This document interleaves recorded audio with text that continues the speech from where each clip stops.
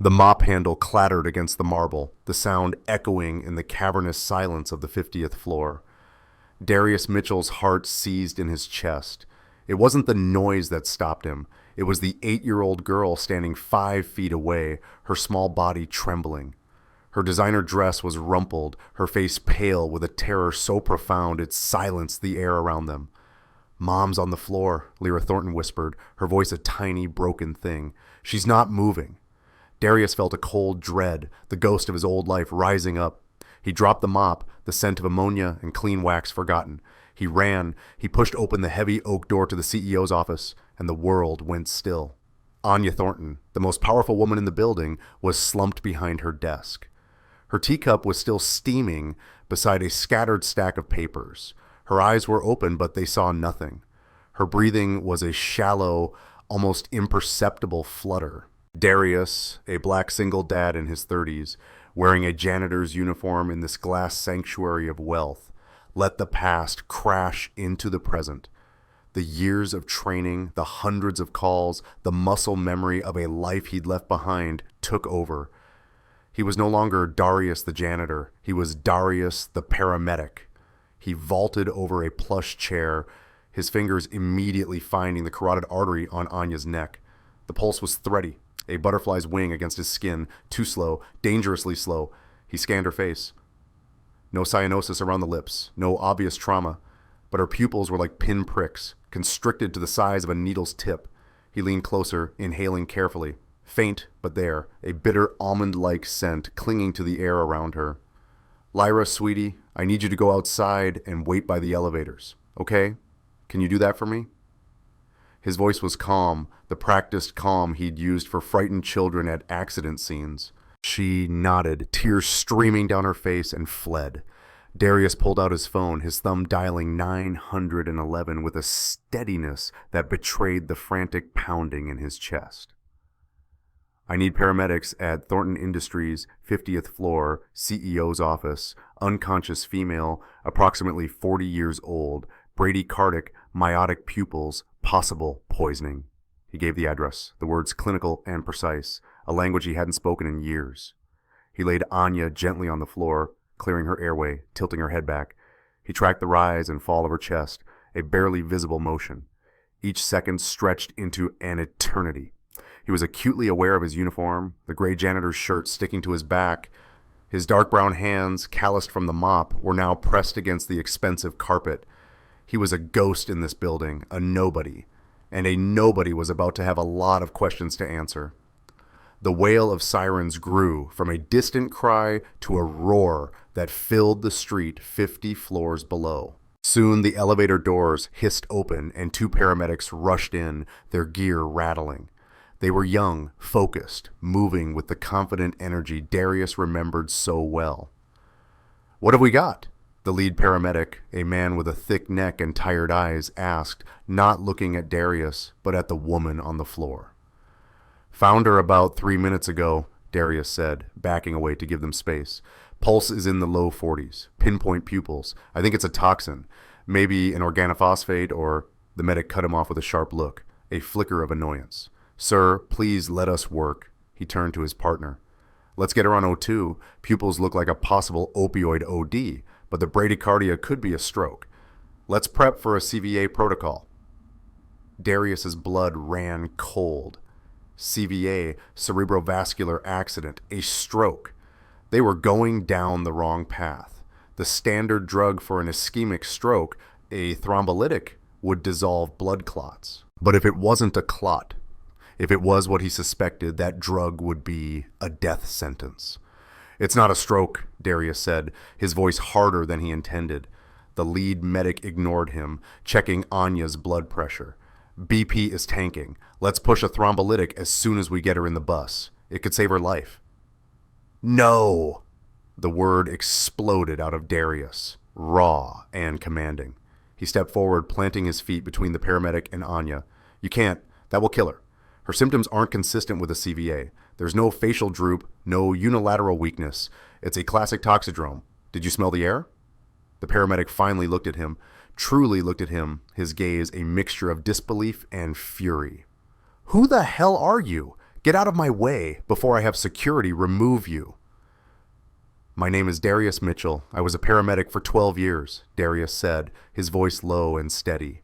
A desperate gamble, and I'm telling you, you're about to make a fatal mistake. Test her for cyanide now. The room was frozen in a tense standoff. The second paramedic hesitated, the vial in his hand. The lead medic's face was flushed with anger, a janitor telling him how to do his job. It was unthinkable. But there was something in Darius's eyes, a desperate, terrifying certainty that gave him pause. It was the look of a man who had seen death up close and knew its many faces.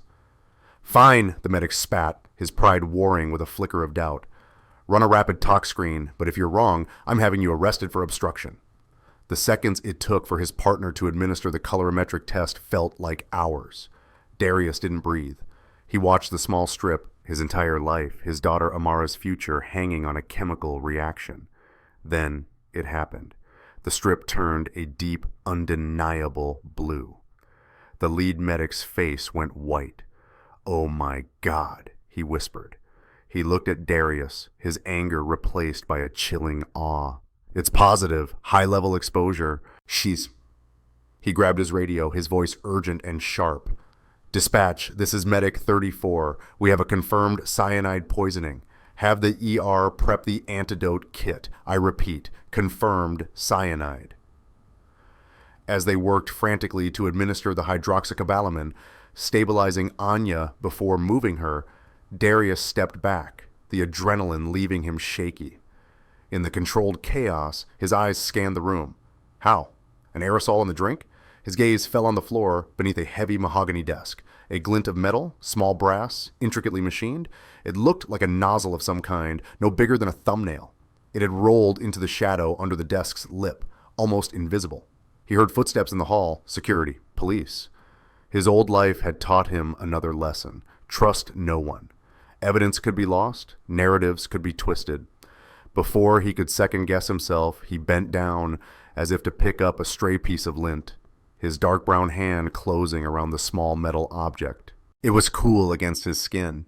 He slipped it into his pocket just as two police officers and a frantic-looking woman with sharp features and the same dark hair as Anya swept into the room. "What happened?" "What's going on with my sister?" the woman demanded, her eyes wide with a practiced look of panic. Darius recognized her from her ID badge photos, Rowena Vance, Anya's half-sister and the company's COO. The lead paramedic, still pale, was explaining the situation. Rowena's gaze flickered past the medics, past the gurney, and landed on Darius. Her eyes, unlike her frantic tone, were cold as ice. "And who is he?" she asked, her voice dripping with disdain. "What was the janitor doing in here?" The officer, a man with a heavy-set jaw and watchful eyes, took a step toward Darius. "That's a good question. What were you doing in here, sir?" Darius met his gaze, forcing himself to stay calm. The adrenaline was fading, leaving a cold, metallic taste in his mouth. "I was mopping the hall by the elevators. Her daughter, Lyra, ran out of the office. She said, 'Mom's not moving.' I entered to render aid and called 911. He kept his voice flat, professional, reciting the facts as he would have on an old incident report. The lead paramedic, snapping his kit shut, looked up. "He's the one who diagnosed the poison. Officer saved her life. Stopped us from giving her a thrombolytic. Said he was a paramedic." "A paramedic?" Rowena's voice was sharp, a flicker of something new in her eyes. "He's the janitor." "I was a paramedic," Darius clarified, his voice tight. "Grady, what's the situation?" A new voice cut through the tension. A man in a rumpled suit stepped into the office, his expression weary, his eyes sharp. He was older, with graying hair, and he moved with an unhurried authority. This was the man in charge. "Detective Kincaid," Officer Grady said, visibly relieved. "We have a confirmed poisoning. The victim is Anya Thornton, en route to St. Jude's, unstable. Her sister, Miss Vance, is here." He gestured to Rowena, then nodded toward Darius. "This is Darius Mitchell. He's the night janitor. He found the victim and, according to medics, diagnosed the poison." Kincaid's gaze swept over Darius, taking in the gray uniform, the mop bucket still sitting in the hallway, the exhaustion in his eyes. The sight of a black man in this janitor uniform being credited with a miracle diagnosis made the detective pause. A janitor diagnosed cyanide poisoning. That's a new one. Rowena Vance stepped forward, her hand fluttering to her throat. Her eyes were fixed on Darius, her expression a perfect mask of dawning, reluctant realization. Oh my God. I think I've heard that name. Mitchell, detective. I hate to even bring this up, but wasn't he a paramedic? I think I remember hearing about a lawsuit, something terrible about a child he lost. Darius stiffened. The old wound, always just below the surface, tore open. Kincaid's eyes narrowed. He looked at Darius, then at Rowena. You're saying he has a history? I'm just saying, Rowena stammered, playing her part perfectly. He's a man with medical knowledge, and he's a janitor here with access. I'm sure it's nothing, but he was in the room. Kincaid turned to a security tech who had just arrived. Get me the security feed for this office in the hallway, now. The tech plugged his laptop into a nearby port. He typed for a moment, his brow furrowing. Detective, we've got a problem. The camera in the office, feed 5A, it went dark. It looks like a network glitch. It went offline at 8:52 p.m. Kincaid looked at Darius. When did you call 911? I don't know. Around 8:56 maybe? The feed comes back on at 8 hours 56 minutes and 3 seconds, the tech confirmed. And Mr. Mitchell is on the phone, standing over Miss Thornton's body. That's a 4-minute gap. Darius's stomach tightened. That's impossible. I wasn't even in the room then. I was in the hall. Oh. Let's see the hallway camera 50B, Kincaid ordered. That one's fine, sir. Running it now. The tech turned his laptop. Here's Mr. Mitchell. Timestamp is 8:51 p.m. He's mopping. The video played. They saw Darius pushing his mop, his movement steady. Then, at 8 hours 51 minutes and 55 seconds, he stopped. He looked toward the CEO's office, his head tilted. I heard her, Darius said, his voice desperate. I heard the girl, Lyra, a sound. The hallway mic won't pick up a whisper from inside that office, Kincaid said, his eyes glued to the screen. And here, 8:52 p.m., you walk out of frame towards the office the exact same second the internal camera dies. I was checking the noise. Then what's this? Kincaid pointed. 8:55 p.m. The girl runs out of the office, and you're right there. You grab her. No, she ran to me. I was calming her down. It looks like she's running from you, Mr. Mitchell, Kincaid said, his voice cold. And then you lead her right back into the office where the camera clicks back on. Your story doesn't match the tape. The tape shows you walk out of frame. The camera in the office dies, and for 3 minutes you're unaccounted for. Then you're found with the victim. It looks like you tampered with the camera, went in, and the girl walked in on you. That's not true. I saved her life. Rowena put a hand over her mouth. Detective, a janitor. He has access to cleaning chemicals, doesn't he? All sorts of things. Kincaid nodded, his face hard. The simple story was back. A disgruntled ex-paramedic, a grudge, access to chemicals. It was clean. Grady, take Mr. Mitchell to the break room. He's not to leave. Get a team. Search his locker, his cart. I want everything he's touched in the last 12 hours bagged as evidence. Darius's phone buzzed in his pocket. He saw the notification. A text from his 10-year-old daughter, Amara. When are you coming home? Mrs. Petrov is making me eat broccoli. A wave of pure, unadulterated fear washed over him. He had to get home to her. I have to go, he said, his voice shaking. My daughter is waiting for me. Kincaid blocked his path. You're not going anywhere, Mr. Mitchell. Right now, you're the only suspect we have. The break room on the 50th floor was just another glass box, sterile and cold. Darius sat at a cheap laminate table, his hands clasped so tightly his knuckles were white. Officer Grady stood by the door, arms crossed, his presence a silent weight. Every minute that ticked by on the wall clock was a minute closer to his daughter Amara waking up and finding him gone. He replayed the hallway security feed in his mind. It looks like she's running from you. It was a perfect lie, a twist of perception. Rowena hadn't just been in the office. She'd been in the security room, or she had someone who was. She had orchestrated the camera glitch, but she'd also known the angle of the hallway camera. She knew it wouldn't see Lyra come out only see Darius go towards the door. It was a meticulous, brutal piece of framing. The door opened and Kincaid walked in, his face set in stone. He tossed a file on the table, which landed with a flat, final thud. Darius Mitchell, paramedic license surrendered 4 years ago. Civil suit, wrongful death of a minor. The board cleared you, but the mother's family hounded you out of the profession. You lose your career, your house, your wife. You end up here pushing a mop for $12 an hour, cleaning the toilets of people who have everything you lost. Darius felt the detective's cold assessment, the easy assumption of a desperate, broken black man finally snapping under the pressure.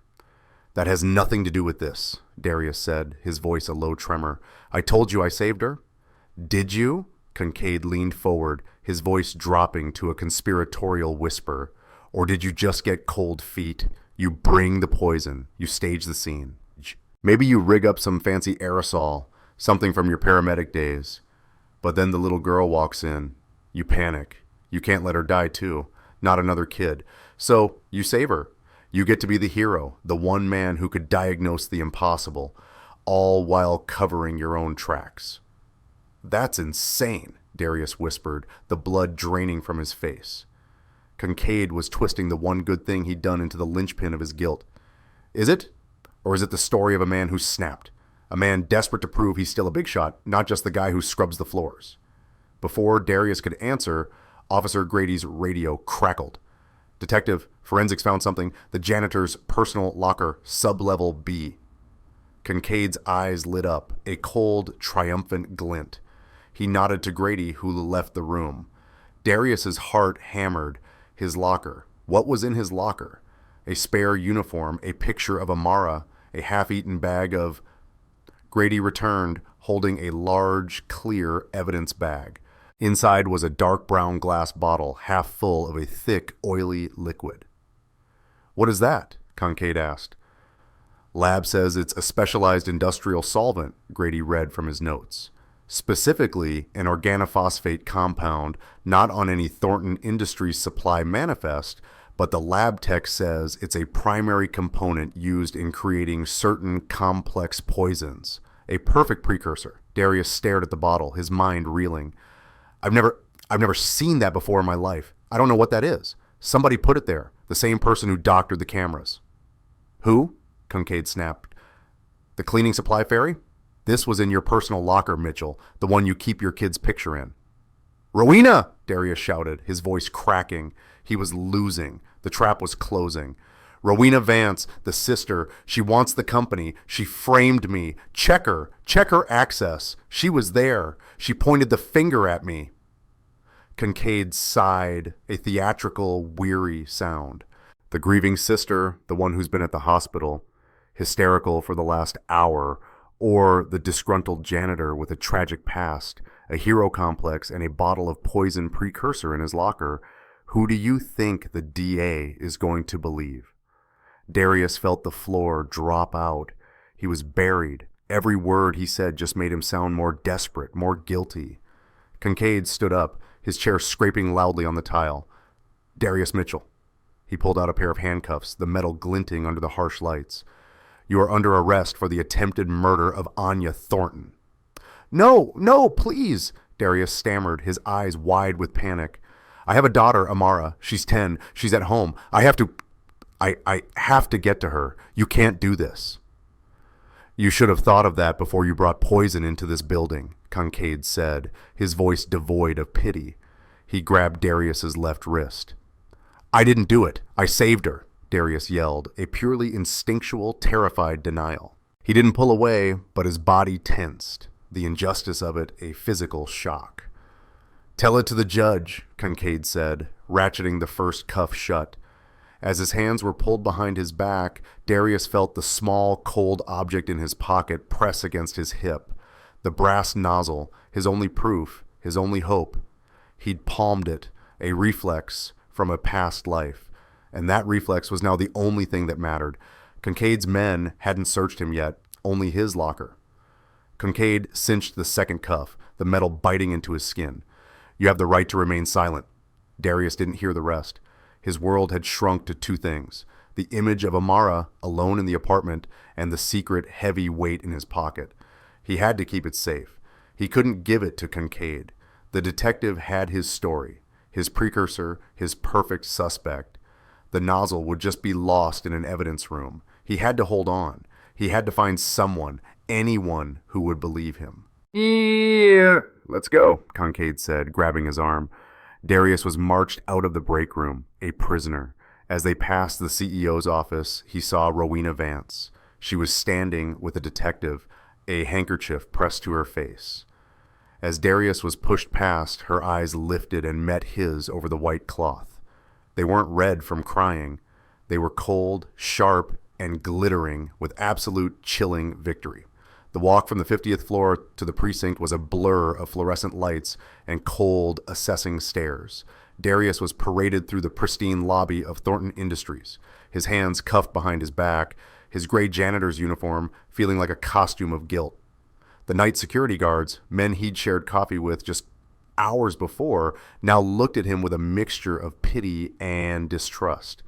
He was no longer Darius. He was the monster from the news, the disgruntled janitor. At the precinct, the dehumanization was swift and brutal. He was processed not as a man, but as a piece of evidence. His fingerprints were rolled in black ink. His mugshot taken under a light so harsh it carved new lines of despair into his face. They brought him to a small room to inventory his personal effects. "Empty your pockets into the bag," the booking officer said, his voice a flat, bored monotone. Darius's heart hammered. The nozzle. He was about to lose it. He slowly pulled out his wallet, his keys, a crumpled picture of Amara from his back pocket. The officer wasn't looking, just filling out a form. Darius's hand went into his other pocket, his fingers closing around the small, cold piece of brass. He had one chance. He fumbled with his wallet, accidentally dropping it. Cards and receipts scattered across the dirty floor. "Sorry," he mumbled. The officer sighed, an exasperated sound. "Just pick it up, Mitchell. I ain't got all night." As Darius knelt, his cuffed hands awkward, he palmed the nozzle. His eyes darted to his own shoe, a worn-out work boot. With a single desperate movement, he jammed the nozzle down the side of his boot, pushing it deep until it lodged beneath the soft insole. It was a terrible, painful lump against his heel, but it was hidden. He gathered his cards, his hands shaking, and stood up, placing the wallet in the bag. He handed the officer his empty pockets. He was searched, a rough, impersonal pat-down. The officer's hands went over his ankles, his boots. Darius held his breath. The officer felt the boot, but the nozzle was deep inside under his heel, the rigid sole masking the small lump. He was cleared. He was put in a holding cell, a concrete box that smelled of bleach and old fear. He sat on the cold steel bench, the nozzle digging into his foot, a sharp, constant reminder of the one piece of truth he still held. "Mitchell, you get one call," a guard said, his voice echoing. Darius was taken to a metal phone bolted to the wall. His fingers, clumsy and shaking, dialed his neighbor's number. "Hello." Mrs. Petrov's voice was thin, gritty with sleep. "Alara, it's Darius. I'm at the downtown precinct. I've been arrested." A sharp intake of breath. "Oh, dear Lord, Darius, the police. They're saying you hurt that woman." "It's a lie. It's not true. It's a setup." His voice broke. Is Amara okay? Is she asleep?" "She's asleep, dear. She has no idea." Her voice was trembling. "Darius, what's going to happen?" I don't know. He pressed his forehead against the cold metal, his eyes squeezed shut. "I need you to tell her. When she wakes up, tell her Dad loves her. Tell her I'm fighting. And whatever you hear on the news, it's a lie. You have to believe me, please." "Of course I do, dear. Of course," she said, but he heard the quaver of doubt. He was contaminated. "I have to go. They're waiting." "Thank you, Alara, for everything." He hung up, the receiver heavy as lead. He slumped against the wall, on the full weight of his despair crashing down. He had saved a woman's life, and in return, his own was being dismantled piece by piece. An hour later, they took him to a small, windowless room. A woman was waiting for him, her hair pulled back in a severe bun, a worn-out briefcase at her feet. She looked as exhausted as he felt. "Mr. Mitchell, I'm Talia Weir," she said, her voice sharp and to the point. No pity. I'm your court-appointed public defender. I've read the initial police report. She opened a file. It's bad. It's a frame-up, Darius said, his voice raw. The solvent, the camera, it was all planted. It was her sister, Rowena Vance. She wants the company. Talia didn't even look up from her notes. Mr. Mitchell, everyone in here is framed. The DA doesn't see it that way. He sees a disgruntled ex-paramedic with a public lawsuit for losing a child. He sees a man with the medical knowledge to diagnose a rare poison because he's the one who administered it. That's Kincaid's theory. It's a lie. It's a narrative, she corrected him, her voice dry. And it's a strong one. They have you on camera walking toward the office the second the internal camera dies. They have a 4-minute gap where you're the only one near the scene. They have a bottle of precursor chemicals in your personal locker. And now, she sighed, now they have a corroborating witness, Miss Rowena Vance. She's already given a statement. She said she was worried about your obvious mental distress, that she'd seen you lingering near her sister's office for weeks. She's painting you as an obsessive stalker. Darius stared at her, horrified. That's not. She's lying. Of course she is, Talia said, finally closing the file. But it's her word, a grieving, powerful CEO against yours. This case is airtight, Mr. Mitchell. They're going to bury you. My job is to get you the best possible plea deal. A plea deal for something I didn't do? Talia looked at him, her eyes tired but not unkind. My advice is to plead guilty to a lesser charge. Assault, maybe. With your history, the jury will crucify you on an attempted murder charge. Darius looked at this woman, his only lifeline, and she was already handing him an anchor. He couldn't trust her, not with the nozzle, not yet. He needed to see if she would even try to fight. He needed to give her a thread just to see if she would pull it. I didn't do it, he said, his voice dropping, the frantic energy replaced by a cold, hard resolve. And I can prove it. But not if you've already given up, she sighed. I haven't given up. I'm being realistic. Then be realistic about this. Darius leaned forward, his eyes locked on hers. Find Anya Thornton's executive assistant. Her name is Celia Hayes. She's loyal to Anya, not to Rowena. She's terrified and she's probably in danger. Find her. Ask her what she knows about Rowena. Ask her about a Skunk Works R&D project. Ask her about an atomizer. Talia Weir's pen stopped scratching on her legal pad. She looked up, her tired eyes suddenly sharp, the professional cynicism fading for a split second. Skunk Works atomizer. What are you talking about, Mitchell? That sounds like a spy movie. I don't know, Darius said, his voice a low, urgent whisper. But I know Rowena. I've seen her. She's not a screamer. She's cold. She's the kind of person who builds a trap, not the kind who uses a hammer. This wasn't a crime of passion. It was an execution. And you don't execute someone like that with janitor's supplies. Talia stared at him for a silent moment. She'd heard 1,000 jailhouse theories, 1,000 desperate lies. But this one was different. It wasn't vague, it was specific. Celia Hayes, Skunk Works, atomizer. Find her, Darius pleaded. She's the only one who knows. She's terrified of Rowena. I've seen them in the hall. She flinches when Rowena speaks to her. She'll know. Talia nodded slowly, packing her briefcase. The brief flicker of interest was gone, replaced by the grim mask of her job. I'll look into it. It's a long shot, Darius, a very long shot. Right now, you need to prepare for your arraignment. It's in 2 hours. They're going to throw the book at you. Don't say a word. Let me do the talking. Understand? Darius just nodded, his throat tight. He was led back to his cell, the sharp lump of the nozzle in his boot his only comfort. The courtroom was a blur of polished wood and indifferent faces. Darius was marched in, his hands cuffed in front of him, his feet shuffling in leg irons. The blue scrubs, identical to the ones worn by the other half-dozen men waiting for their turn, felt like a costume of guilt.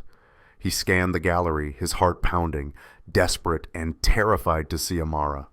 She wasn't there, only Mrs. Petrov sitting at the back row, her face pale, her hands twisting a handkerchief. Their eyes met, and she gave him a small, trembling nod. Docket number 73, 904, People versus Darius Mitchell. Charges are attempted murder in the first degree, assault with a deadly weapon. The judge, a woman with a face that looked like it had been carved from granite, read in a monotone. The prosecutor, a young, ambitious man with a razor-sharp suit and shark-like eyes, stood. Your Honor, the people's case is overwhelming. The defendant, a disgraced former paramedic, used his position as a janitor to gain access to the victim, Miss Anya Thornton. He used his specialized knowledge to create a rare poison, a fact corroborated by the precursor chemicals found in his personal locker. He also saved her life. Talia Weir's voice was sharp, cutting through the prosecutor's smooth narrative. A calculated act, Your Honor, the prosecutor shot back, not missing a beat. A twisted hero complex. The defendant created the crisis so he could solve it, proving his worth. He was only stopped when the victim's 8-year-old daughter walked in, forcing him to switch tactics and call 911.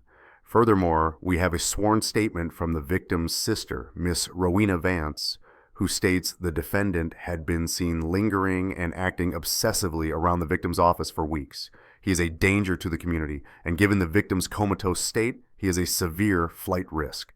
The people request bail be set at $5 million. $5 million! Darius felt the air leave his lungs. It was a life sentence. Your Honor, Talia stood, her voice steady and strong, a rock in the churning sea of lies. My client has no criminal record. He is a single father whose 10-year-old daughter is entirely dependent on him. He has lived in the same apartment for 6 years. He is not a flight risk. The prosecution's case is built on a narrative, not on facts. The fact is, Miss, Thornton is alive today only because of Mr. Mitchell's intervention. We ask for a reasonable bail, and we will plead not guilty to all charges. The judge looked down at Darius, her eyes unreadable. Given the severity of the charges, the overwhelming physical evidence, and the comatose state of the victim, this court finds that the defendant does pose a significant flight risk. Bail is set at $5 million, remanded to custody. The gavel cracked, sharp and final. No! Darius's voice was a choked whisper. He stumbled as the guard pulled him back. Please, my daughter, I didn't do it. But the court had already moved on. His words were just noise, swallowed by the uncaring machine of justice. He was dragged out, his eyes locked on Mrs. Petrov, who was now openly weeping in the back row. He was loaded onto a bus, a rolling cage bound for Rikers Island, the nozzle in his boot feeling less like a key and more like a stone, dragging him to the bottom of the ocean. Talia Weir walked out of the courthouse, the morning sun feeling like an accusation. She had lost. She'd known she would, but the speed of it, the cold finality, still stung. She got into her rattling sedan, the interior already smelling like the stale coffee in her cup holder. She could go back to her office, file the perfunctory motions, and wait for the inevitable plea deal. That was the job. But the words atomizer and skunkworks echoed in her head. Darius wasn't a killer. He was a lot of things. Broken, desperate, terrified, but the cold, calculating mind of an assassin wasn't one of them.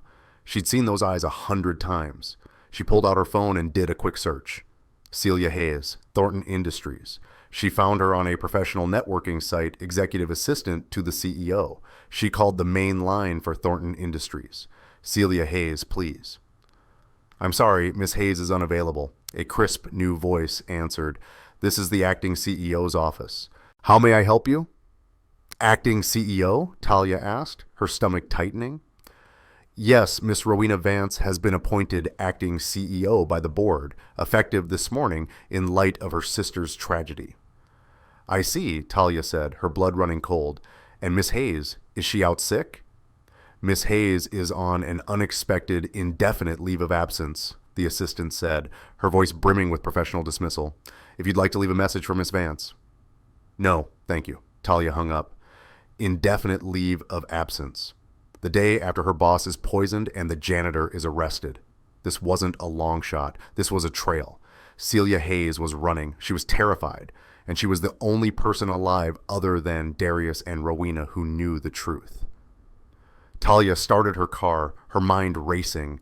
She couldn't go to the police. Kincaid had his man. She couldn't trust anyone. She was a public defender with no resources, no badge, and no power up against a brand new billion-dollar CEO who had just committed the perfect crime. She looked at the address she'd found for Celia Hayes online. It was a long shot, but it was the only one she had. She pulled into traffic, her knuckles white on the steering wheel. She had to find her. Celia Hayes' apartment building was a sleek glass and steel tower that looked more like a corporate office than a home. It was a world away from Talia's own peeling paint walk-up. She double-parked, her car's rattling engine sounding disrespectful in the quiet, wealthy street. She buzzed apartment 1412. The speaker crackled, but there was no answer. She buzzed again. Nothing. Talia stepped back and looked up, shielding her eyes against the afternoon sun. The apartment was dark. Had she already fled, or was she in there hiding, too terrified to move? "Damn it, Celia," Talia muttered. She couldn't just leave. She tried the building's main door, locked. A resident, a man in a crisp suit carrying a small dog, walked out. Talia caught the door before it swung shut, giving him a distracted nod as she slipped inside. The lobby was silent, all marble and muted grays, smelling faintly of expensive air freshener. She took the elevator up, the quiet high-speed whoosh, a stark contrast to the clanging cage at the courthouse. She found 1412 and knocked a sharp, professional rap.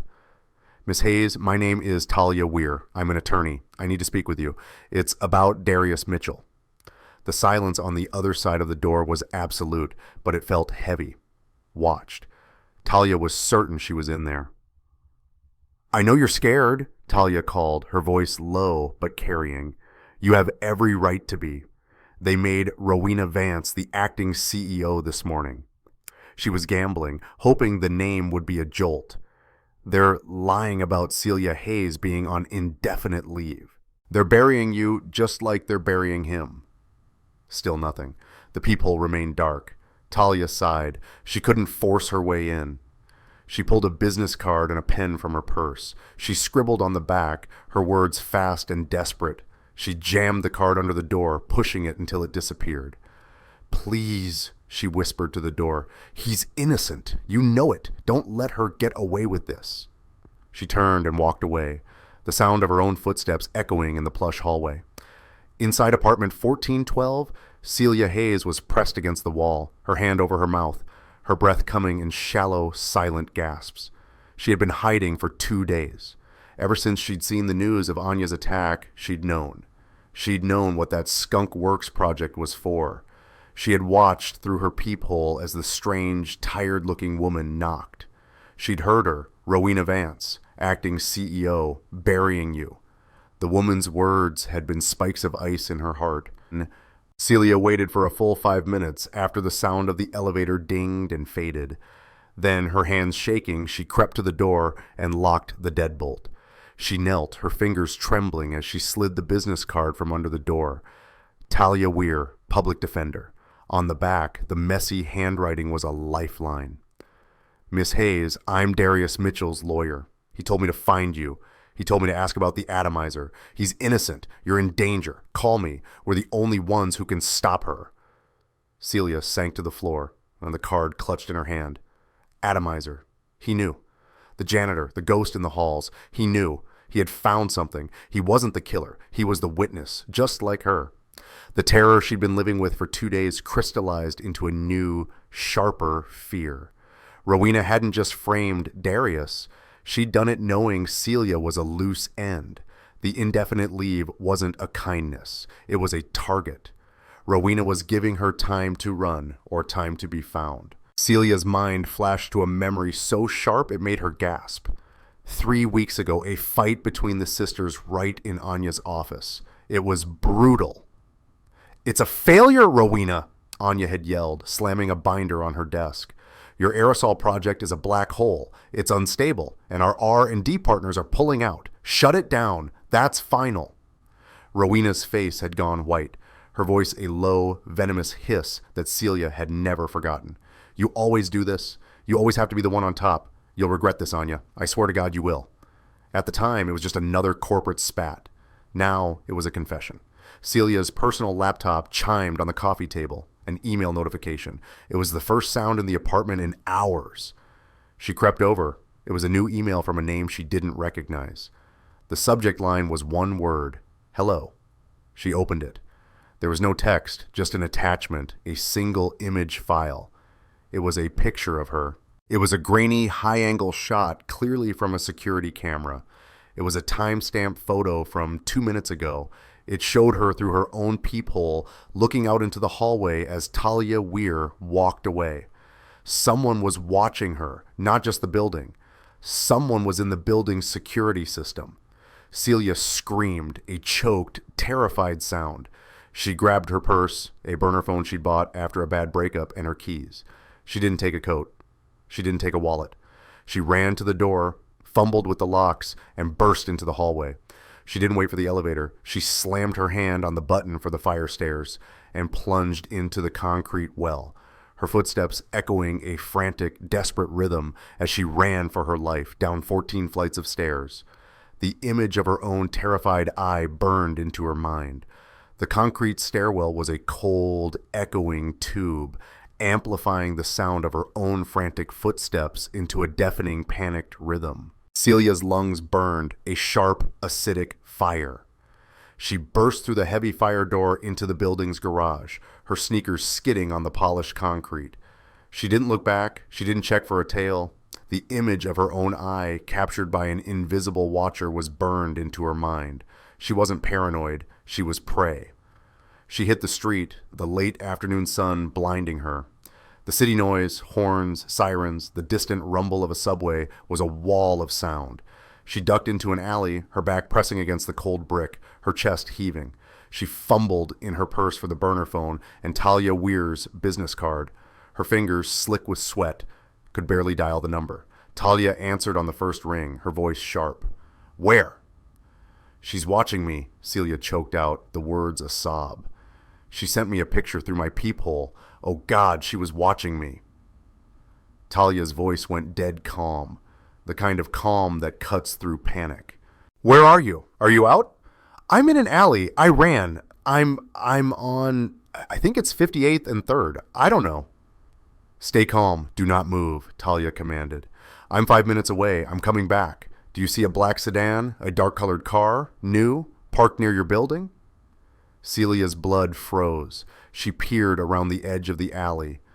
Down the street, idling near a fire hydrant, was a black Audi with tinted windows. It hadn't been there when she ran out. Yes, she whispered, her voice trembling. How did you know? Because it's been sitting there since I left. They weren't just watching you. They were waiting for me to leave. Walk east now toward 2nd Avenue. Don't run. Just walk. I'll pick you up in a gray Toyota. It's a piece of junk. You can't miss it. Go. The line went dead. Celia shoved the phone in her pocket and forced her legs to move. Walk. Don't run. Every step was an agony of restraint. She felt the eyes of the black Audi on her back, a physical weight. She turned the corner onto 2nd Avenue, her heart a trapped bird in her ribs. A moment later, Talia's battered sedan screeched to a halt beside her, the passenger door flying open. Get in, get in. Celia dove into the car, a mess of old files and fast food wrappers. Talia hit the gas before the door was even closed, pulling a reckless U-turn that drew a chorus of angry horns. She sped downtown, her eyes flicking between the road and the rearview mirror. Are they following? Celia panted. I don't think so. Not yet, Talia said, her knuckles white on the steering wheel. They're professionals. They won't make a scene unless they have to. They'll just log my plate and find me later. We don't have time. Talk to me. Atomizer. Skunkworks. What is it, Celia? Adrenaline still coursing through her, Celia spilled everything. The words tumbled out, a frantic confession. It was Rowena's pet project, a pharmaceutical delivery system, an aerosol. She poured millions into it. Anya was furious. She said the R&D was unstable, that the partners were pulling out. When was this? Talia demanded, weaving through traffic. The final fight was 3 weeks ago. I was in the office. Anya shut it down. She told Rowena to absorb the loss. Rowena, God, her face. She said, "You'll regret this, Anya. I swear to God you will." Talia swore, a sharp, vicious sound. That's it. That's the motive. A billion-dollar company and pure, bitter humiliation. She used her own failed, unstable weapon to kill her sister. What? What did he find? Celia asked, her voice small. The janitor, Darius. Your card said he knew. He found the nozzle, Talia said, her voice grim. The brass tip. He pocketed it before the police arrived. It's the one piece of evidence she couldn't wipe from a hard drive. It's the one thing that connects her directly to the crime. So we go to the police, right? Celia asked, a fragile hope in her voice. We give it to them, to Detective Concade. Talia laughed, a harsh, mirthless sound. Concade? He's the one who's railroading Darius. He's got his disgruntled janitor narrative. He's got the planted precursor in Darius's locker. He's got Rowena's stalker story. He won't listen to us. He'll see you as an unhinged employee, an accomplice trying to cover for her boyfriend. He'll take the nozzle and lose it in evidence. Celia's hope died. So what do? Rowena's the acting CEO. She has all the money, all the power. She has people watching me. She probably has people watching you now, too. We're nothing. We're not nothing, Talia said, her voice hardening with a cold, defiant anger. She pulled the car into a dark underground parking garage, killing the engine. In the sudden silence, she turned to Celia. We have the truth, and we have the witness and Darius. Darius has the proof. But where is it? Celia whispered. This nozzle. Talia looked at her, her face a mask of grim determination. It's in the safest, most secure place in the entire city. A place not even Rowena's army of corporate spies can get to it. Where? In Darius Mitchell's boot, Talia said. Deep under the insole, and he's currently in a holding cell on Rikers Island. Celia stared at her, the sheer impossibility of their situation crashing down on her. The only proof that could save them was on a man who was already buried in a place they could never reach. So, it's over, Celia whispered, the last of her fight draining away. No, Talia said, her eyes glittering in the darkness. It's not. You're the motive. He's the proof. I'm just the lawyer, and I'm about to become a very big problem. She pulled a wad of cash from her glove compartment. Take this. It's all I have. Go to the Port Authority. Get on the first bus out of the state. New Jersey, Pennsylvania. I don't care. Find a cheap motel. Pay in cash. Don't use your real name. Don't use your phone. I'll find a way to contact you when it's safe. And you? Celia asked, her hand trembling as she took the money. I'm going to get that nozzle, Talia said, starting the car, even if I have to tear Rikers Island apart to do it. Talia floored the accelerator, her small car lurching away from the curb, leaving Celia Hayes to disappear into the anonymous churning maw of the Port Authority bus terminal. The woman was a ghost now, her life reduced to a burner phone and a wad of cash. Talia felt a pang of guilt, but it was swallowed by a tidal wave of adrenaline. Celia was the motive, but Darius had the proof, and he was about to lose it. She drove with a reckless, focused fury, swerving through late-night traffic, laying on the horn, her mind racing. She knew the intake procedure at Rikers. Darius's civilian clothes, his boots, would be taken, bagged, and inventoried. The second a guard felt that lump in the insole, it was over. The nozzle would be found, logged as more evidence, and Kincaid's narrative of the cunning, obsessed janitor would be sealed in cement. She was in a race against a bureaucratic clock. The bridge to Rikers Island was a long, desolate span, lit by sickly orange lights. It felt like a gangplank into a concrete hell. She parked in the visitor's lot, grabbed her briefcase, and ran, her heels clicking on the pavement. She slammed her bar card against the glass of the visitor's center. Talia Weir, public defender. I need an immediate emergency privileged consultation with my client, Darius Mitchell, inmate 3904. He's in intake now. The guard, a large man with eyes as dead as the fluorescent lights, sighed. Counselor, it's after 10 p.m. Intake's a madhouse. You can see him in the morning. No, Talia said, her voice dropping, a cold, sharp edge she rarely used. You will pull him from that line and put him in a contact room. Or in 5 minutes, I'll be on the phone with a warden. And in 10, I'll be filing a writ of habeas corpus for denial of counsel. This is a time-sensitive, privileged matter regarding his immediate safety. Do you want the paperwork for that? The guard stared at her. He saw she wasn't bluffing. He hated lawyers, but he hated writs more. He spat a curse, picked up his phone, and barked into it.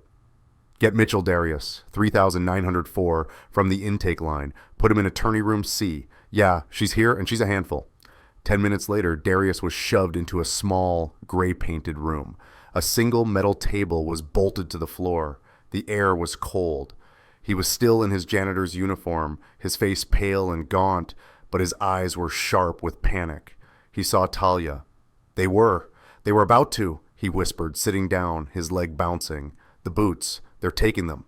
Talia slid her briefcase onto the table, her back to the small wire mesh window in the door where a guard glanced in.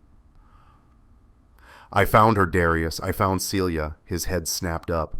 She's safe. She's gone. She's on a bus out of state. But she told me. She told me everything. The words came out in a fast, low whisper. The R&D lab, the atomizer project, the fight between Anya and Rowena. Anya shut it down. Rowena swore she'd regret it. Darius let out a shaky breath. It was true. He hadn't been crazy. Rowena is hunting her, Darius. They sent a man to her apartment. They sent her a picture of herself through her own peephole. This isn't just a frame up. It's a cleanup. And you? She tapped the table. You are the last piece of evidence. Darius looked at the guard who was now texting on his phone, then back at Talia. She's right. Kincaid won't listen. He has his story. The solvent in my locker. That's all he needs. I know, Talia said, her eyes intense, which is why I'm here. Your boots, Darius. They're going to find it. They'll say you were hiding more parts of the weapon. They'll bury you. And they'll bury me for knowing. I need it. Give it to me now. Here. How? They'll search you on the way out. They'll x-ray my bag, Talia said, her voice tight. But they can't search my legal files without a warrant. Attorney-client privilege. It's a risk. It's the only risk we have. Darius didn't hesitate. He'd seen the black Audi. He'd heard about the picture. Talia was in as deep as he was. He bent down, his back to the window, and fumbled with his boot, his cuffed hands making the movement awkward. He winced as he dug his fingers inside the insole, his heel raw from the metal. He pulled his hand out. A small, dark object hidden in his palm. Talia had her briefcase open. A thick file stamped People vs. D.R.R. Mitchell was on top. She lifted the cover page, which detailed the overwhelming evidence against him. Darius slid the small brass nozzle across the table. With a single smooth motion, Talia palmed it and slid it deep between the pages of the police report, right next to the description of the precursor found in his locker. She closed the file. She snapped the heavy metal latches on the briefcase shut. The click-click sounded as loud as gunshots in the tiny room. What now? Darius asked. His foot felt strange, empty. He felt undefended. Now, Talia said, standing up, her face a mask of cold resolve. Her briefcase felt like it weighed 1,000 pounds. You survive. You don't talk to anyone. You don't make any deals. You wait. I'm going to war. The guard, seeing her stand, rapped on the door. Time's up, counselor. Talia gave Darius one last nod. I'll be back. She walked out of the room, down the long green corridor, her steps measured and even. She walked to the security checkpoint, her heart hammering a frantic, threefold rhythm against her ribs. She placed her briefcase on the conveyor belt for the x-ray. The guard watched the screen, his eyes bored. He saw a laptop, a mess of papers, a phone charger. The small brass nozzle, thin and lying flat within a thick stack of legal briefs, was invisible, just a blur. Lost in the paper and metal binder clips, the briefcase slid out the other side. Talia picked it up. She was through. She walked out of the Rikers Island Visitor Center, the cold night air hitting her face. She had the bomb. Now she just had to figure out how to detonate it without blowing herself up in the process. Talia's briefcase was a lead weight in her hand, the small, sharp-edged nozzle inside feeling less like a key and more like a live grenade. She got into her car, locked the doors, and sat for a full minute, her breath fogging the windshield in the cold night air. She couldn't go home. She couldn't go to her office. The black Audi meant she was compromised. Rowena's people were professionals. They wouldn't have just watched Celia's apartment. They would have watched the courthouse. They would have seen her. They had her face, her car, her license plate.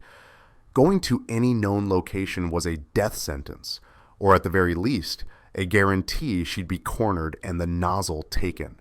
She was an island. She had a piece of metal she claimed was a murder weapon and a witness she'd just sent hundreds of miles away on a bus. Kincaid had a mountain of fabricated evidence, a high-profile suspect in a cage, and a grieving, powerful CEO feeding him a perfect story. It was an unwinnable fight, unless she changed the rules. Kincaid wouldn't listen to her. He saw her as an obstacle, a bleeding heart public defender, but he might listen to someone else, someone he'd already been forced to respect. She pulled out her phone and dug through the preliminary case file Kincaid had dumped on her, the witness list. She found the name, lead paramedic Gavin Brenter, the man who had almost administered the wrong drug.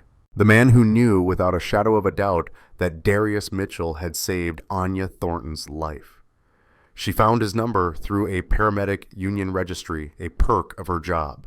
It was almost midnight, but she didn't care. She dialed, it rang 4 times.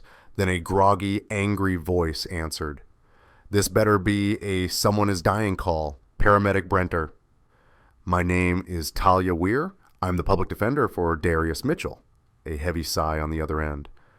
"Look, lady, I already gave my statement to the cops. The guy was a hero. He made the right call, but I can't help what they found in his locker. I'm off shift. Goodbye." "They're framing him," Talia said, the words a sharp, fast burst. "And I have the proof. The real murder weapon. The one he found. The one the police didn't. The one that proves it was an execution, not a janitor's rage." Silence. Brentier was listening. "I need you to look at it," Talia pleaded, her voice dropping. All the lawyerly bravado gone, replaced by raw, desperate sincerity. "You're a medical professional. You're the only other person at the scene who knows what Darius did. I'm being followed. I can't go to the police. I need someone to verify what I have. Please. He saved your patient. Help me save him." Another long pause. She heard him rub the sleep from his face. "Where?" he finally grumbled. "The Atlas Diner on the corner of Lex and 34th. It's open all night. I'm 10 minutes away." "I'll be there in 20, he said, and the line went dead. Talia drove, her eyes glued to the rearview mirror. No black Audi, no headlights following her turns. She got to the diner, a bright chrome and neon box humming in the dark, and slid into a back booth, the briefcase on her lap. She ordered a black coffee she knew she wouldn't drink. Gavin Brenter walked in exactly 20 minutes later. He was in street clothes, a heavy jacket zipped up, his face lined with exhaustion and suspicion. He spotted her and slid into the booth, his broad shoulders filling the space. "This is insane, counselor. You know that, right? You're chasing shadows." "Am I?" Talia said. She didn't waste time. She unlatched her briefcase. She took out the file. People vi Mitchell. She opened it and took out the nozzle wrapped in a tissue. She slid it across the table. Brenter looked at it, his brow furrowing. "What is this? A piece of a pen?" "Darius found it under Anya Thornton's desk right after she collapsed," Talia said, her voice low. "I think it's the tip of an atomizer, a custom-built delivery system for an aerosolized poison, the kind that would create a fine, breathable mist, the kind that would explain the faint almond smell Darius detected and why there was no trace on the teacup."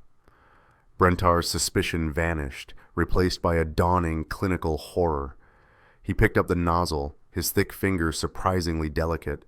He turned it over, his eyes scanning the intricate machining, the pinprick aperture. "Holy," he whispered.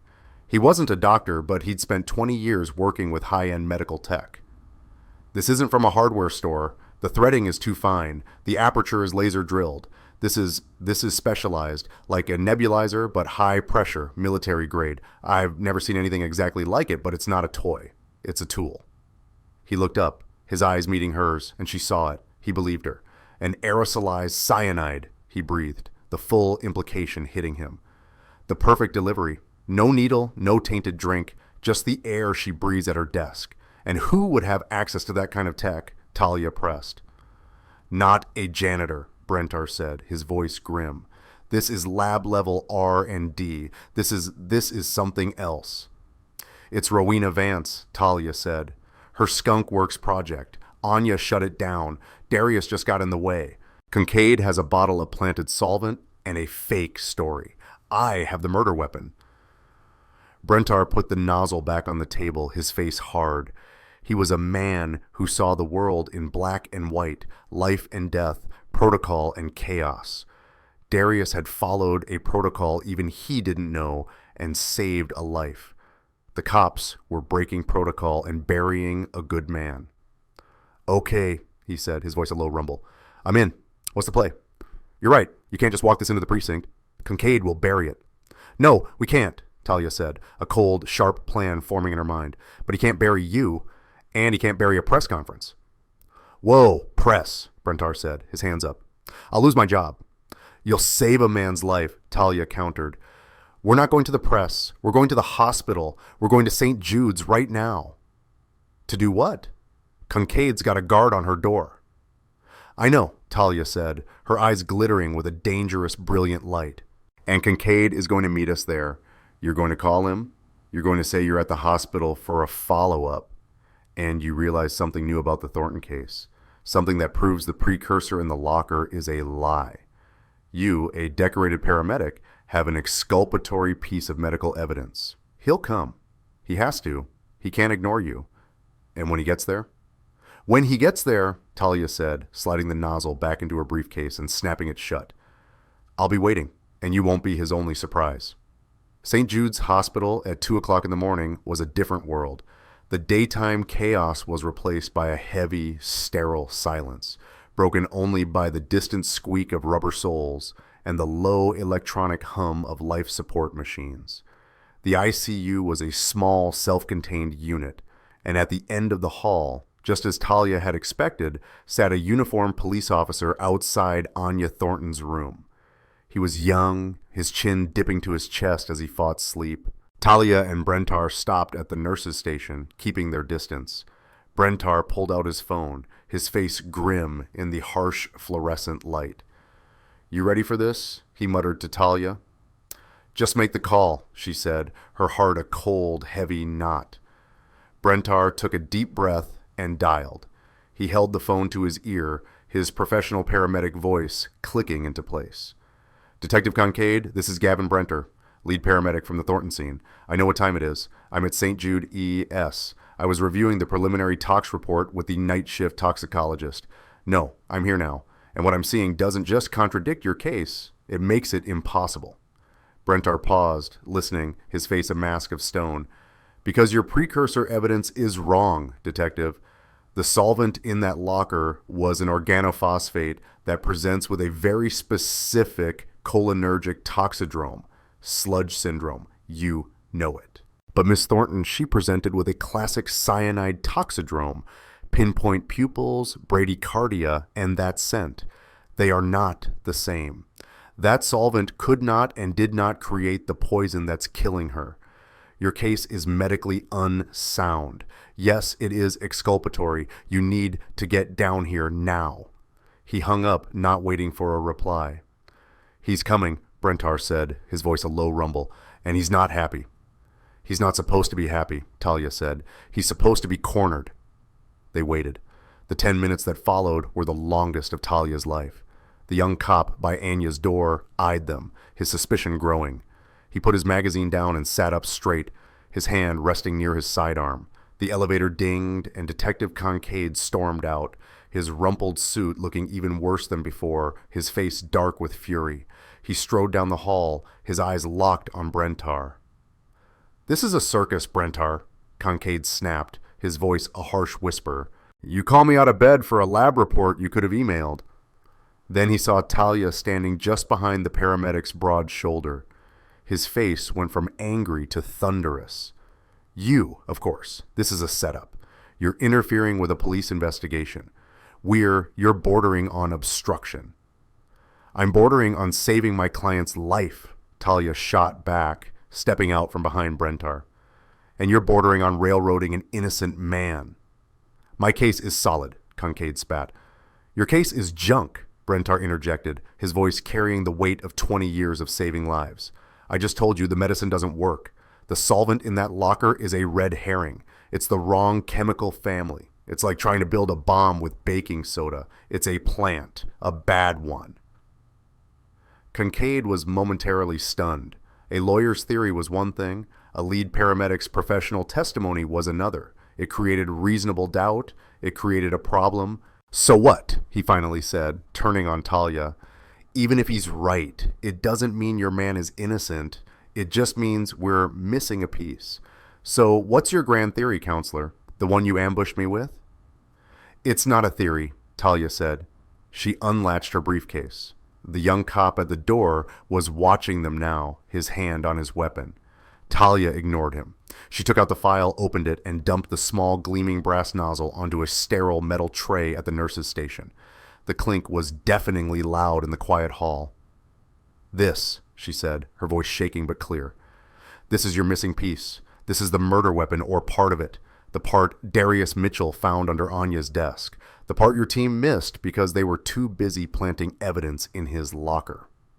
Kincaid stared at the nozzle.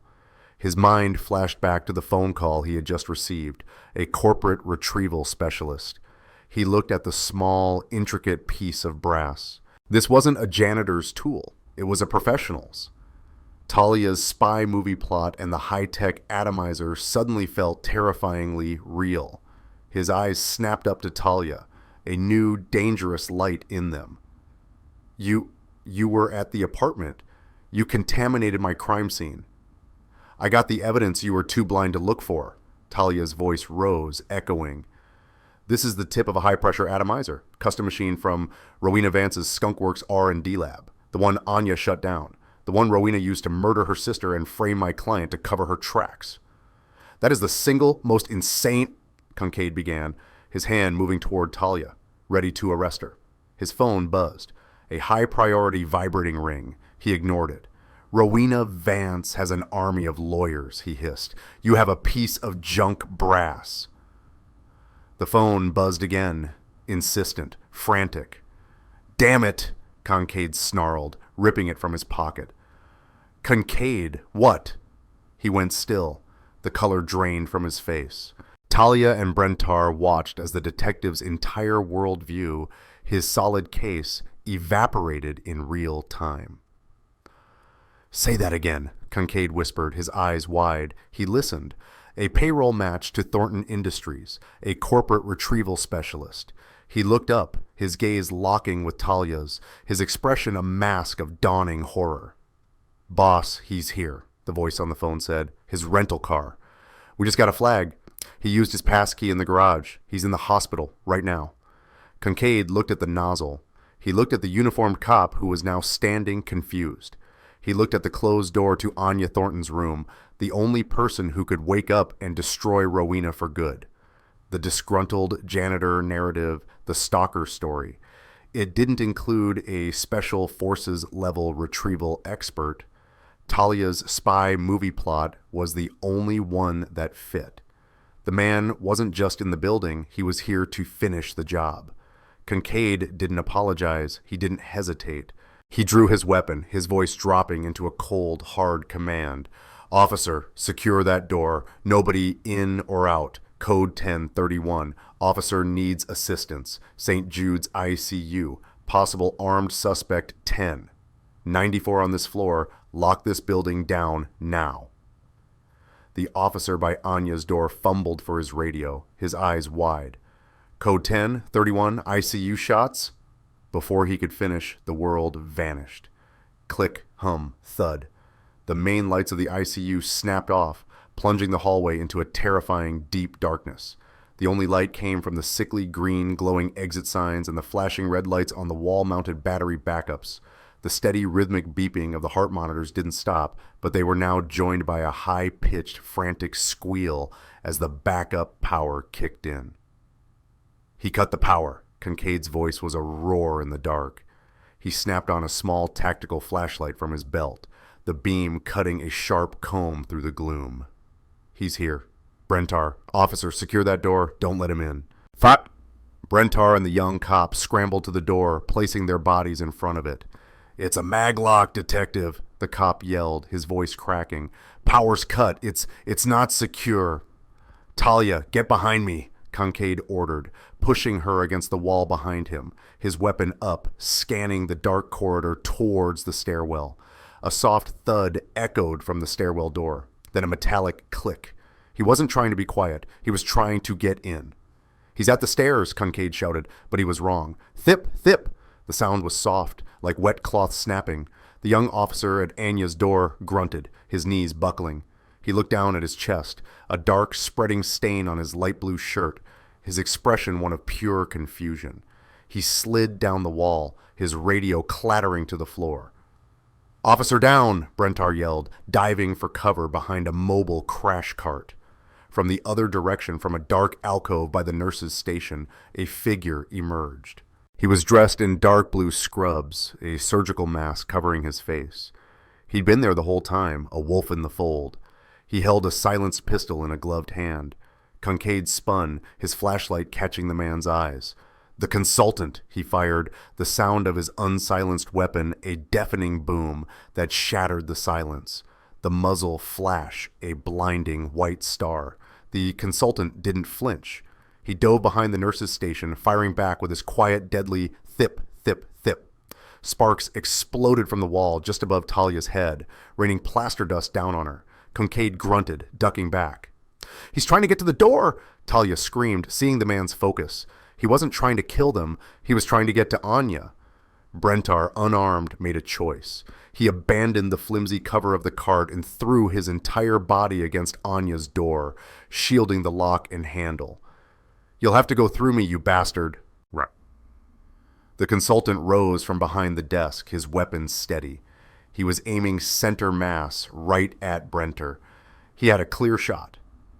No! Talia screamed. She wasn't a hero. She wasn't a cop. She was a lawyer with a briefcase. She did the only thing she could. She threw it. The heavy briefcase, weighed down by the metal latches and her case files, spun end over end down the hallway. It was a clumsy, desperate, impossible throw. The consultant, his gun trained on Brentar, saw the motion at the last second. He flinched, turning his head. The corner of the briefcase caught him square in the temple with a sickening crack. His shot went wide, punching a hole in the ceiling. He staggered, his pistol clattering to the linoleum, his hand flying to his head. He looked at Talia, his eyes wide with surprise before his knees gave out, and he collapsed, unconscious, in a heap on the floor. Silence. The hallway was plunged back into a ringing, deafening quiet, broken only by the frantic squeal of the battery alarms and the smell of gunpowder. Kincaid, his face pale, slowly rose from cover, his gun trained on the unmoving man. He kicked the silenced pistol away. He looked at Brentar, who was panting, his back still pressed to Anya's door. He looked at Talia, who was shaking so hard she was sliding down the wall, her hands over her mouth, and he looked at the floor. The briefcase had burst open on impact. Its contents were scattered across the hall, legal briefs, pens, and a lipstick, and there, lying in the center of the floor, gleaming under the green emergency light, was the small, intricate brass nozzle. Kincaid stared at it.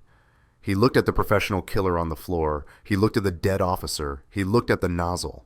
My God, counselor, he panted, his voice a hoarse whisper. You were right. You were right about all of it. Tassos. Just then, the main power generators kicked in, the lights flickered, hummed, and then flooded the hallway in a sudden, harsh, brilliant white. The battery alarms went silent. The door to Anya Thornton's room, the one they had been so desperate to protect, opened. A nurse, her face a mask of pure terror, peered out. I heard gunfire. Is she? Brentar turned, his hand on the door. Is she what? Is she okay? The nurse just pointed back into the room, her hand shaking. She's awake. Kincaid, Talia, and Brentar froze, their faces a mixture of shock, exhaustion, and disbelief. The hallway was a scene of chaos, a dead officer, an unconscious assassin, and scattered legal files, and from the center of it, the door to the miracle. Kincaid holstered his weapon, his movement stiff. Get a bus down here, he said to Brentar, his voice a hoarse rasp. For the officer, and get a uniform on this piece of trash. He kicked the consultant's sidearm away. He looked at Talia, his gaze unreadable, then nodded toward Anya's room. After you, counselor, you earned this. Talia walked in, her legs shaking. Brentar followed, his medical instincts taking over. Kincaid stood in the doorway, a silent, grim sentinel. Anya Thornton was sitting up, propped against a mound of pillows. She was pale, tubes still in her nose, an IV in her arm, but her eyes were open. They were the same sharp, intelligent eyes Darius had seen in her photo, but now they were clouded with confusion and pain. They fixed on Talia, then on Brenter. You're safe, Miss Thornton, Talia said, her voice soft. It's over. Anya's throat worked, her voice a dry, paper-thin whisper. Lyra, my daughter, is she? She's safe, Kincaid said from the doorway. His voice was gentle, a tone no one in the room had ever heard him use. She's safe, ma'am, but we need to know who did this to you. Anya's eyes filled with tears, a mixture of pain and a sudden sharp memory. Her gaze locked with Kincaid's. She didn't have the strength to speak, but her mouth formed a single, unmistakable word. Rowena. It was all Kincaid needed, the final nail. He pulled out his phone, his back to the room. His voice was low and cold as ice. Get me the DA. I don't care what time it is. Wake him up. We're dropping all charges against Darius Mitchell, effective immediately. I want him processed out of Rikers in the next hour. Yes, I'm sure, because I'm standing next to the victim who's awake, and I'm adding murder one and conspiracy to Rowena Vance's sheet. An officer is down. He hung up. He looked at Talia, a deep, weary respect in his eyes. Go get your client, counselor. I'm having him released to your custody at the front gate. The clank of the cell door sliding open was so sudden it made Darius jolt awake. He was on a cot at Rikers, the nozzle-shaped bruise on his heel a dull throb. Mitchell, on your feet. You're out, the guard said, his voice bored. Darius stared, uncomprehending. Out? What? A transfer? Out. Released. Charges dropped. Let's go. Darius moved in a daze. He was processed, handed his belongings, and pointed toward the final gate. He walked down the long concrete bridge, his steps unsteady. The pre-dawn air was cold, stinging his face. He saw a single car idling by the gate, its headlights cutting through the mist. Talia's beaten-up Toyota. He expected to see her, but the driver's side door opened and Mrs. Petrov got out, her face streaked with tears. Alara, what? She called me, the old woman wept, rushing to him, grabbing his arm. Talia, she said it was over. She said you were free. Darius's heart was pounding. Where? Where's Amara? The back door of the car opened. A small figure, still in her pajamas and a winter coat, scrambled out. She stood in the car's headlights, her hair a cascade of tight, dark coils, her teddy bear clutched in one hand. Daddy! Darius's world, which had been gray concrete and steel bars, exploded into brilliant, painful color. Amara, he ran, his legs weak, and fell to his knees on the pavement. She slammed into him, her arms locking around his neck, her small body trembling. Daddy, you came back. You came back. Darius couldn't speak. He just held her, his face buried in her natural curls, his body shaking with great silent sobs. He clutched his daughter to his chest, the weight of her in his arms, the only real thing in a world that had gone insane. He was free.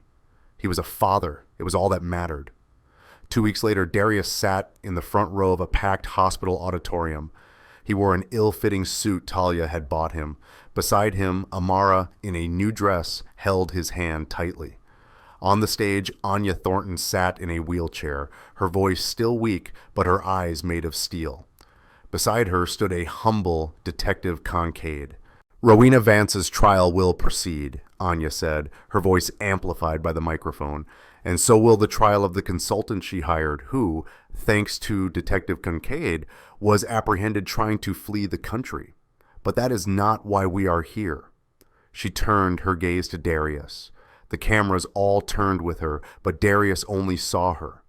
We are here because of this man, Darius Mitchell, a man who, when faced with an impossible situation, did not hesitate. He saved my life with his knowledge. He was then failed by a system that was manipulated by my sister. He was arrested, jailed, and his life was torn apart. Today, that ends. Kincaid stepped up, his voice grim. Mr. Mitchell has been fully exonerated, all charges expunged. His name is clear. But clear is not enough, Anya continued. Thornton Industries and I personally owe Mr. Mitchell a debt that can never be fully repaid, but we will start today. I am announcing the creation of the Mitchell Family Fund, an endowment of $10 million to provide legal and financial aid to victims of wrongful prosecution. The room erupted in applause. And furthermore, Mr. Mitchell will be joining our team, not as a janitor, but as the new Director of Patient Safety and Procedural Review for the entire St. Jude's Hospital network. His unique perspective will ensure a tragedy like this never happens again. Darius stared, stunned. Amara squeezed his hand. You're a boss, Daddy. That evening, Darius walked with Amara in the park, the setting sun painting the sky in hues of orange and gold. He was in clean, new scrubs, his ID badge clipped to his pocket. He felt whole. The hollowed-out feeling was gone. A young boy on a scooter fell, his knee hitting the pavement hard, a cry of pain. Darius was moving before he even thought.